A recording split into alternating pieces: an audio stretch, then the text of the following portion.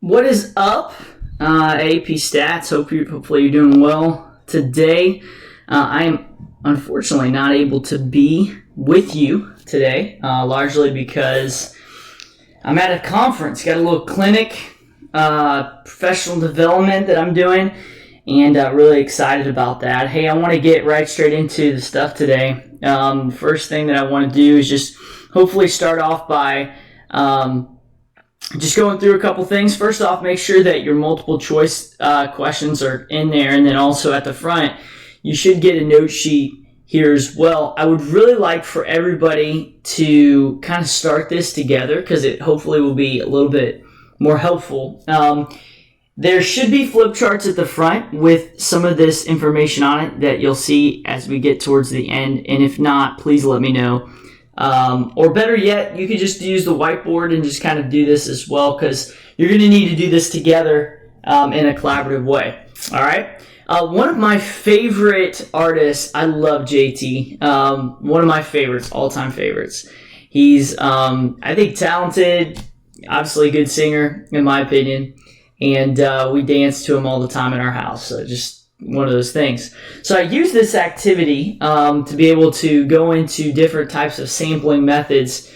Remember chapter 4, which we're doing now, is a lot of terms, definitions, and that sort of thing. So just as a quick review, remember we talked about what the big cloud looks like, right? And if we haven't talked about this, maybe I didn't get to it the previous class, we'll really hit on this hard next week, like come Monday. We talked about the population is represented as the mean mu, but many times we can't actually sample in such a way where I can sample the whole population, right? So in that instance, I could take a census, but a lot of times that's not really feasible, right? A census is where I take everyone's data. So a lot of times I take a simple random sample that looks like the population, right? That has this thing where I have a what I call a mini cloud.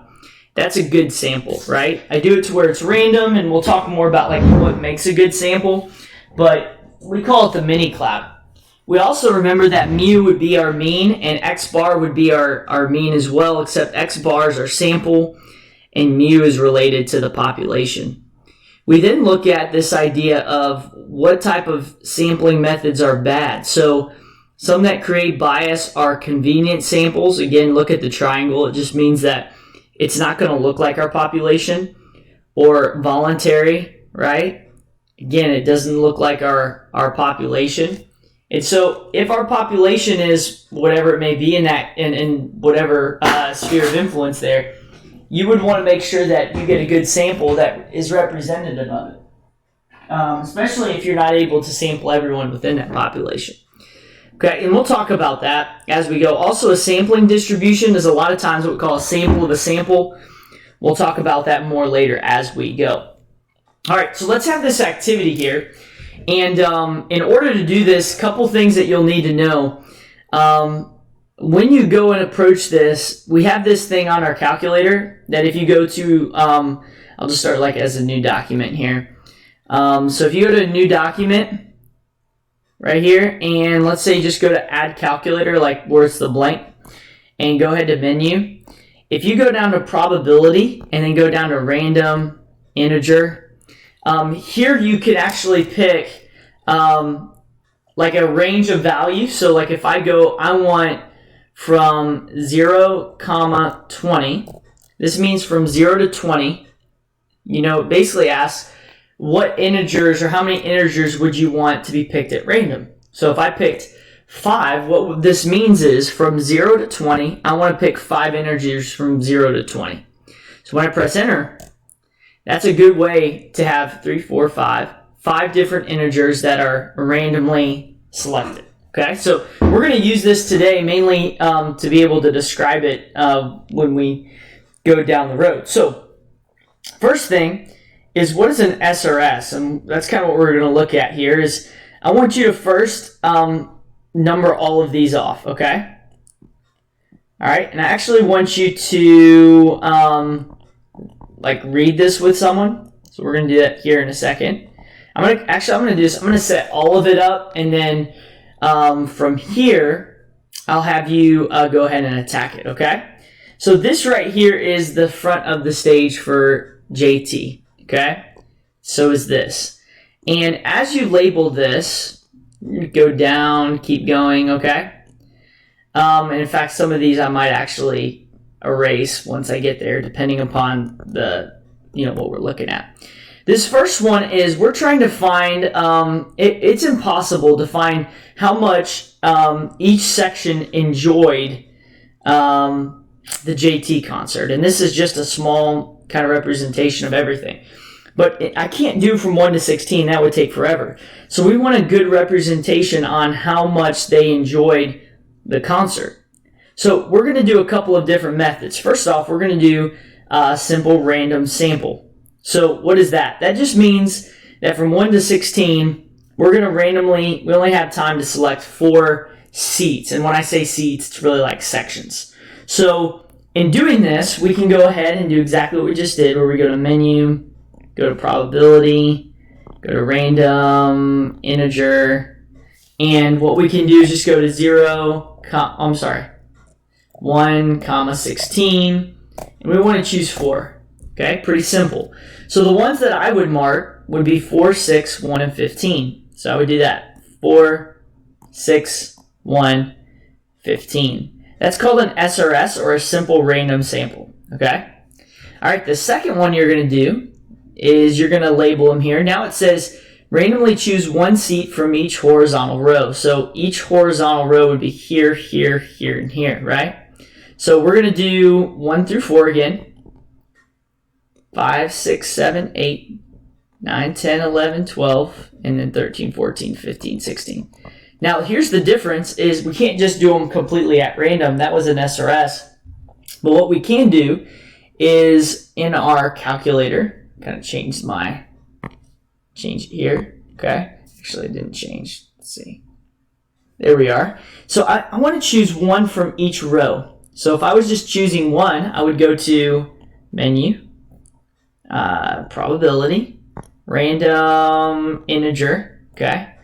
Let's do the second row just so that you can see the difference. So 5, 6, 7, 8. So from 5 to 8, I want to choose 1. And they gave me the 5th one. So just on this one, we get 5 right here, right? But you've got to do 1 from each row to make sure that I have a representative from each specific row. This is called a stratified random sample. And the strata that I am separating it by, the strata, which is that separation, is the horizontal row. So what is the horizontal row?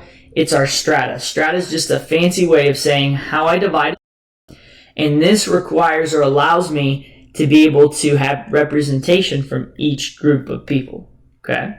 Now, amongst yourself, I want you real quick to pause the video. Well, I guess we'll get there because I think that's the last question. But think about this as like, when you look at that, what advantages does this have over this one? When I am trying to get remember the goal is to get a good mini cloud that represents the whole cloud, but I can't do it all, right? I'm not doing a census, but I want this mini cloud to be really good in terms of representing everyone in here, right? Okay. Keep it rolling. Let's do this. Let's go to the next one. Okay, let's go down here. All right, this next one is saying finally randomly choose 1 seat from each vertical row. Okay, so as I look at this, wow, that was fun. Sorry, y'all. As I look at each one of these, I'm looking at what as my strata. What's my strata? Yeah, you're right. The strata is going to be my vertical columns. So it's the same thing. So just make sure you label it. Be careful. You might want to label them going down. How you label them is completely up to you. But like with this, it would be very difficult to randomly select in that way. So you could just find 1 from each column. Okay? And then finally, I want you to find what is the cluster from that horizontal row. Okay? So what does that mean? Well, this time cluster is instead of having all of these labeled, right? 1, 5, 9, 13, right? This time, all I'm going to do is I'm going to label my rows. 2, 3, 4. And I'm going to only, because I only can have 4, right? I'm going to randomly select one of those 4. So let's say I randomly selected from 1 to 4 the second row. I will select that second row, and here's the big thing, is that cluster, I sample everyone in that cluster. Okay? That's the difference. When in Stratified, I only sample one person.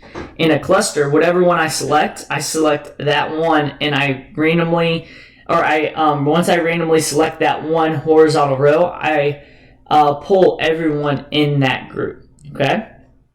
Now, based upon that, I want you to think about which one you think would work best. This is just an opinion, so think about this real fast, okay? All right, talk about it real quick. Pause the video and see what you think, okay? All right, go. And we're back, okay? So hopefully you're unpaused here. Let's go to this next part. Now, here's what I want you to do. I want you to go back to all of the ones that you just selected. So back to here, right here, all of these. Over here selected, what 4, and these 4 selected. Then, I want you to find what your average was for each of these 3 samples, okay? 1, 2, and 3.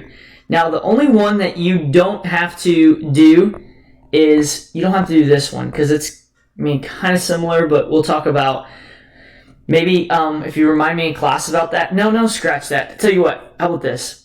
Let's do 4, okay? Actually, so keep that there. The reason why I want you to keep that there is just add one more. Because I want you to see which one actually centered around the true average. And you don't really know what the true average is, but you're going to find out here in a bit. So if my 4 were 1 here, and that was like my SRS, I would average all those 4 out, and I would put that number in, okay? Then I would go to my board and just put a dot right on that board. So for sample 1, put that dot. Sample 2, put that dot. Sample 3, put that dot. Sample 4, put that dot. And what we mean by that is that this would be our third, our fourth, our first, and our second. And we want to see which one has the difference in variability. And we're going to see which one is better representation of my population. If you think about how I sampled it, you probably could figure out which would be the best mini cloud to represent the massive cloud of everyone who went to that JT concert in Atlanta. Okay? All right. Good stuff. All right, I think that's it. Number 6, I want you to think about that. And as we come back next week on Monday, let's come back to this question because that question is really, really, really good. Okay? All right, the last thing. Here's the golden nugget. This is really good stuff. It's something that we basically talked about, but it's very important, especially now in terms of attacking this. And so put this down. I know that this video was not as lengthy, and so it's something that I'd like for you to really talk over.